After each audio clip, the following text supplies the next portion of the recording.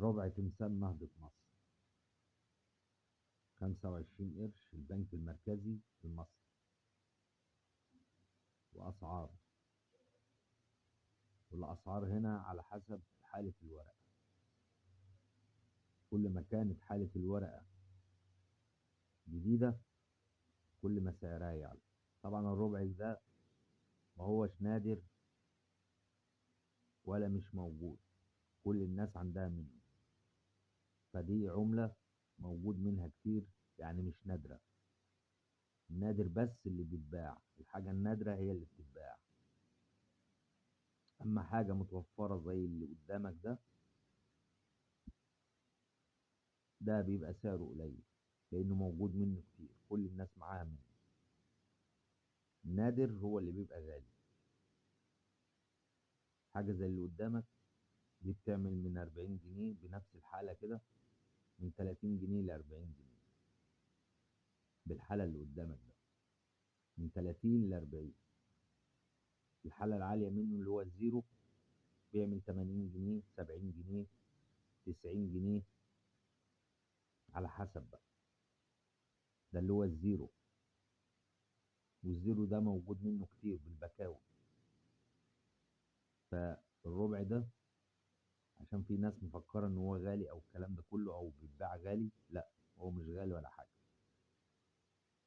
سعره من 30 جنيه ل 40 جنيه بالحالة اللي قدامك دي، واقل من كده. الحالة العالية بيعمل 70 جنيه و80 جنيه اللي هو الزيرو. ليه؟ لانه متوفر وموجود منه كتير.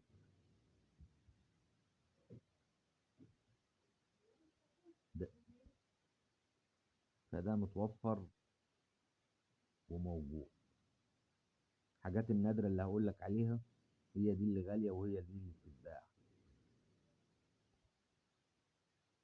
حاجات نادرة زي باريسة القلعة اللي هي سنة 91، دي حاجة نادرة وبتتباع. 10 قروش القلعة، التاريخ بتاعها 1991. أي تاريخ غير 1991 ما بتتباعش وملهاش لازمة.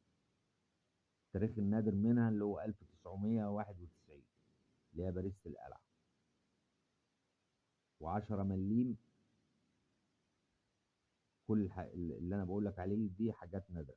10 مليم الصقر ألمونيوم 1973، دي برضه عملة نادرة ومش موجودة. 1973، 10 مليم الصقر، 10 مليم الصقر ألمونيوم سنة 73. و10 مليم نحاس الصقر سنة 80. دي الحاجات النادرة اللي هي بتتباع.